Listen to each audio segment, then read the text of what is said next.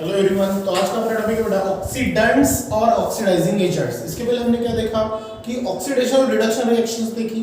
उसमें मैंने आपको बताया था कि ऑक्सीडाइजिंग एजेंट और ऑक्सीडेंट्स ये होता क्या है, उसी प्रकार रिडक्टेंट्स और रिड्यूसिंग एजेंट्स क्या होते हैं वो भी हमें देखना है। तो आज हम देखते हैं कि ऑक्सीडाइजिंग एजेंट क्या होता है। तो ऑक्सीडाइजिंग एजेंट जो होते हैं, जो ऑक्सीडेशन रिएक्शंस के अंदर में ऑक्सीजन्स को अवेलेबल वहां पे करके देते हैं और साथ में वहां से हाइड्रोजन को रिमूव करते हैं। तो वो जो एजेंट होते हैं वो एज ए कैटालिस्ट के तौर पे रिएक्शंस के अंदर में काम करते हैं, उसे हम ऑक्सीडाइजिंग एजेंट्स बोलते हैं। ठीक है, फर्स्ट ऑफ ऑल अगर उसके डेफिनेशंस देखें कि ऑक्सीडेंट्स और ऑक्सीडाइजिंग एजेंट एक्चुअली होते क्या है, तो उसमें हम क्या लिखेंगे, that is chemical substances which bring about on oxidations. ठीक है, ऐसे कुछ केमिकल सब्सटेंसेस जो क्या होंगे, ऑक्सीडेशन रिएक्शंस के अंदर में क्या करेंगे, मेकिंग ऑक्सीजन अवेलेबल, मतलब ऑक्सीजन की क्या करके देंगे, वहां पे अवेलेबिलिटी करके देंगे, ऑक्सीजन को अवेलेबल करके देंगे।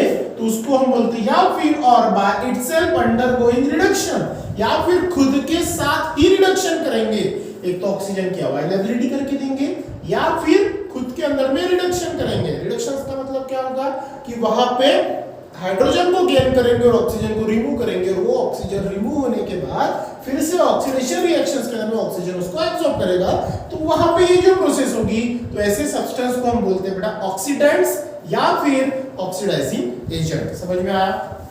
ये सिंपल सा था। अगर हम ये कोई एक एग्जांपल्स थ्रू देखते हैं जिसमें ऑक्सीजन और रिडक्शन बहुत सारे सिमिलर एग्जांपल अगर आप लिख सकते हो, अगर आया तो हम यहाँ पे एग्जांपल्स क्या देखेंगे, जैसे अल्कोहल लेते हैं कोई, जैसे इथाइल अल्कोहल ले लिया, तो इथाइल अल्कोहल का जो फार्मूला है CH3CH2OH, that is ethyl alcohol. ठीक है, इथाइल अल्कोहल। अब यहाँ पे होगा क्या, तो यहाँ पे बेटा ये जो है, ठीक है, रिएक्शन जब होगी, अब यहाँ पे जो स्क्वायर ब्रैकेट में जो लिखा ऑक्सीजन, इसका मतलब होता है नेसेंट ऑक्सीजन, मतलब न्यू बोर्न ऑक्सीजन वहां पे अवेलेबल हुआ। तो ये किसके प्रेजेंस में होता है, तो यहाँ पे क्या यूज होते हैं, ऑक्सीडेंट्स या फिर ऑक्सीडाइजिंग एजेंट।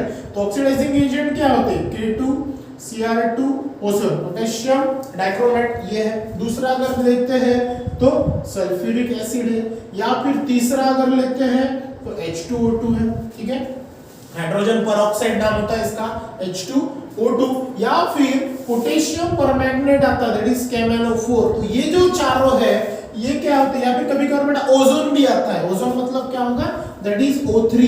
ठीक है, दैट इज ओजोन। तो ये सब जो होते हैं, जैसे potassium dichromate, sulphuric acid, hydrogen peroxide, potassium permanganate और ओजोन, ये जो पूरे जो है इनमें से कोई भी अवेलेबल रहेगा इन रिएक्शन एज अ कैटालिस्ट, तो वो क्या होते हैं, ऑक्सीडाइजिंग एजेंट या फिर ऑक्सीडेंट्स होते हैं। क्लियर?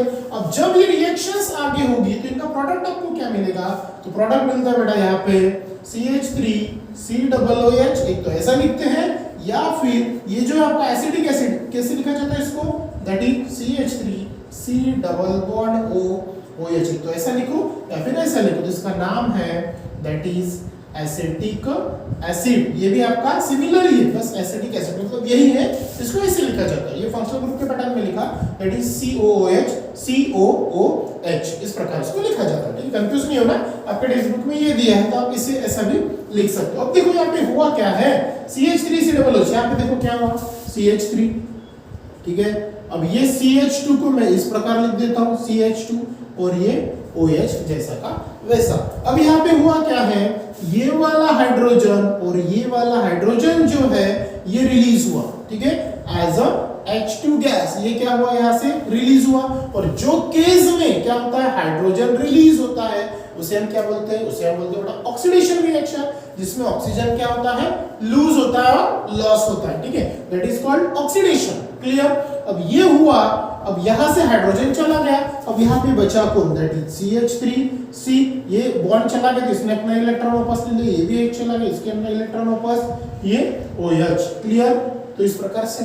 ठीक है, अब यहाँ पे जो ऑक्सीजन है, ये नेसेंट ऑक्सीजन क्या हुआ, अवेलेबल हुआ with the help of potassium permanganate. देखो यहाँ पे भी ऑक्सीजन है, इसमें ऑक्सीजन उस पे अवेलेबल करके देखा, यहाँ पे भी ऑक्सीजन है, ये भी अवेलेबल करके देखा, ये भी ऑक्सीजन है, ये अवेलेबल करके देखा, इसमें भी ऑक्सीजन है, ये भी अवेलेबल करके देखा, ओजोन के पास में भी ऑक्सीजन है, ये भी उसे क्या करेगा, अवेलेबल करके देखा। इट मींस दैट ऑक्सीडेंट और ऑक्सीडाइजिंग एजेंट का काम क्या है, वो रिएक्शंस के अंदर में ऑक्सीजन की अवेलेबिलिटी करके देना। ठीक है, अब यहाँ पे ये ऑक्सीजन हमें करना है, तो ऑक्सीजन इसके पहले हमने देखा ऑक्सीजन का एटॉमिक नंबर 8 होता है, इसका 2,6 इलेक्ट्रॉनिक कॉन्फ़िगरेशन होता है और 2 इसकी वैलेंसी है। मतलब ऑक्सीजन ये मैक्सिमम किसी के साथ कितने इलेक्ट्रॉन अपने इन्वेस्ट करेगा, दैट इज 2 इलेक्ट्रॉन उसके साथ में क्या करेगा, इन्वेस्ट करेगा। समझ में आया? अब ये 2 इलेक्ट्रॉन इन्वेस्ट करेगा तो यहाँ पे भी 2 इलेक्ट्रॉन चाहिए, तो देखो ऑब्वियसली यहाँ पे है, तो यहाँ पे CH3, C के पास में 2 इलेक्ट्रॉन है, तो ऑक्सीजन इसके साथ में क्या करेगा, CH3 C, ये जो 2 इलेक्ट्रॉन है ऐसे थे, अब ऐसे लिख ली, कोई फर्क पड़ेगा नहीं क्योंकि कार्बन की है, तो ये 2 इलेक्ट्रॉन ये ऑक्सीजन के 2 इलेक्ट्रॉन के साथ में क्या बनाएगा, अपना बॉन्ड बनाएगा, C डबल बॉन्ड O, और ये साइड में क्या है आपका OH जैसा का वैसा। देखो वही चीज है क्या, CH3 C डबल बॉन्ड वो OH सेम टू सेम, या फिर इसे आप ऐसा लिखो that is CH3 C double OH, और यही आपका कौन है, एसिटिक एसिड है। समझ में आया? सिंपल सा था कि बेटा वो आया कैसे, तो ये इस पैटर्न से वो आया। समझ में आया? उसी को बोलते हैं ऑक्सीडेंट्स और oxidising agent. Same to same है, दैट इज रिडक्टेंट्स और मतलब रिड्यूसिंग एजेंट। ठीक है, रिडक्टेंट्स जिसको बोलते हैं हम, या फिर रिड्यूसिंग एजेंट। ठीक है, रिड्यूसिंग एजेंट। अब ये एक्चुअली होता है सेम टू सेम है, डेफिनेशन भी सेम है। देखो क्या होगा, ये थोड़ा सा मैं मिटा देता हूं ताकि आपको समझ में आ जाए। ठीक है, देखो केमिकल सब्सटेंस, रिएक्शन भी सेम टू सेम है, केमिकल सब्सटेंसेस। ठीक है, chemical substances which bring about, ठीक है, bring about, and अब देखो यहाँ पे क्या हुआ, ऑक्सीडेशन, ऑक्सीडेंट्स था तो ऑक्सीडेशंस आएगा। अब यहाँ पे रिडक्टेंट्स है तो यहाँ पे क्या आएगा, ऑक्सीडेशंस की जगह यहाँ पे क्या आएगा, दैट इज रिडक्शन। कौन सी रिएक्शन आएगी यहाँ पे, रिडक्शन रिएक्शन। कौन सी रिएक्शन है बेटा, रिडक्शन रिएक्शन, बाय मेकिंग। अब देखो यहाँ पे किसकी अवेलेबिलिटी करके देखता था वो, by making of oxygen available in oxidations. अब यहाँ पे हमें देखना है रिडक्शन, तो रिडक्शन में किसकी अवेलेबिलिटी होगी, बाय मेकिंग हाइड्रोजन। ठीक है, क्योंकि वहां पे क्या होता है, गेन ऑफ हाइड्रोजन ना, तो हाइड्रोजन रिएक्शन बाय मेकिंग, वहां पे अवेलेबल होगा हाइड्रोजन, सॉरी हाइड्रोजन रिएक्शन नहीं, हाइड्रोजन अवेलेबल, या फिर और बाय इटसेल्फ क्या करेगा वो, अंडरगोइंग रिडक्शन है, तो यहाँ पे क्या आएगा, ऑक्सीडेशंस करेगा। अब ऑक्सीडेशन में क्या, gain of oxygen, loss of hydrogen, उसको क्या चाहिए, हाइड्रोजन की अवेलेबिलिटी, तो इसको बोलते हैं हम आर कॉल्ड रिडक्टेंट्स। ठीक है, समझ में आया?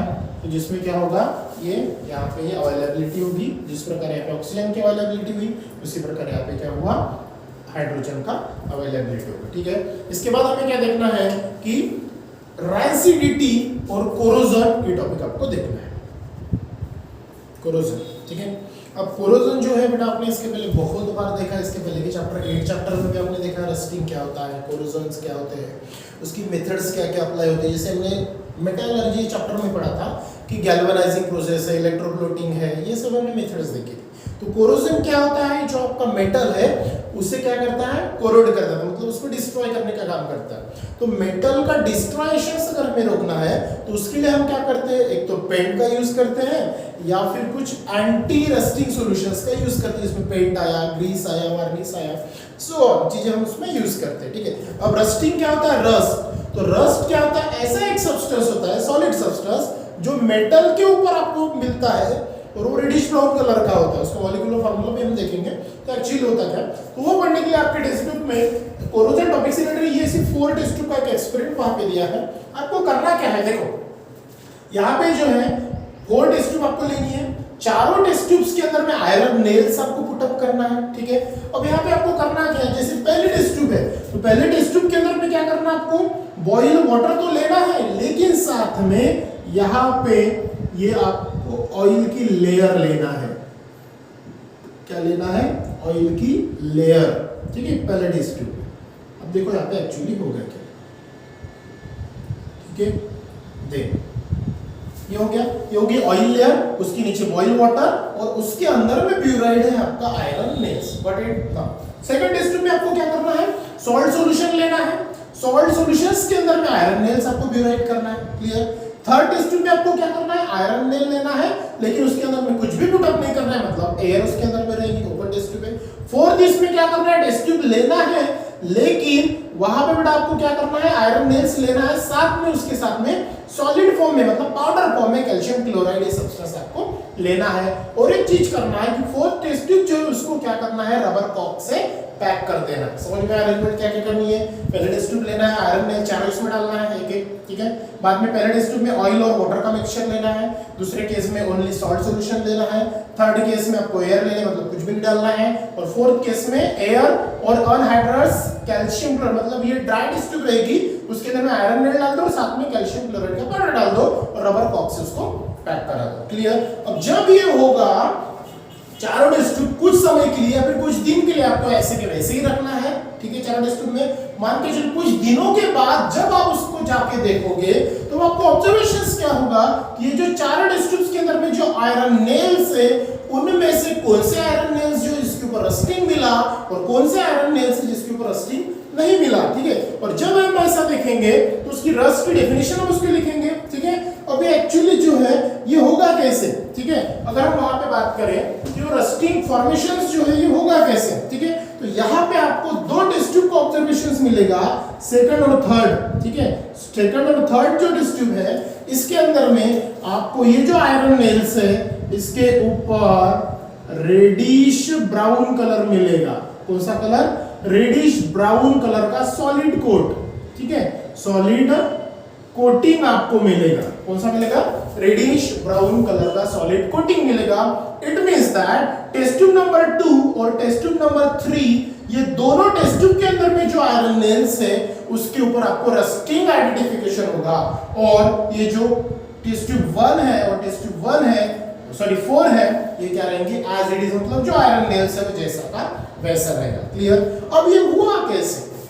क्लियर?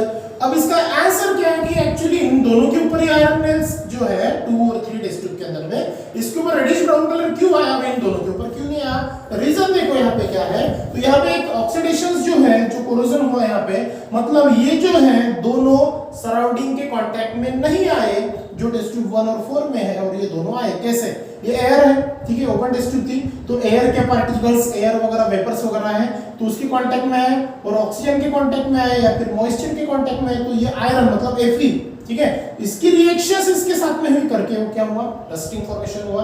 साथ में ये जो सॉल्ट सॉल्यूशन है, सॉल्ट सॉल्यूशंस के अंदर में प्रेजेंट होते बेटा एनोड और कैथोड, मतलब आयंस प्रेजेंट होते हैं। ठीक है, एनोड बोलो या फिर कैथोड बोलो या फिर अनायन बोलो या फिर कटायन बोलो, तो वो चार्जेस यहाँ पे प्रेजेंट होते हैं जिसके चलते वो क्या होते हैं? अपोजिटली चार्जेस के ऊपर डिपॉजिटेड होते हैं, जिसके कारण उसके ऊपर रस्टिंग का फॉर्मेशन होता है। फॉर एग्जांपल आपके घर का हीटर ले लो, पानी गर्म करने का, वो कॉइल वाला हीटर ले लो, तो वो अगर देखो वाटर के अंदर में आप उसको डुबा के पानी गर्म करते हो, कुछ दिनों के बाद देखना कि उसके ऊपर व्हाइट सब्सटेंसेस जमा होता है। या फिर आपके घर का वाटर फिल्टर ले लो, उसके अंदर में एक ड्रम होता है, उसको भी रिपेयर करना होता है क्योंकि उसके ऊपर क्या हो जाते हैं? वो सॉल्ट पार्टिकल्स कंबाइन होते हैं, मतलब जमा होते हैं, that is called rusting formations वहां पे होता है। क्लियर?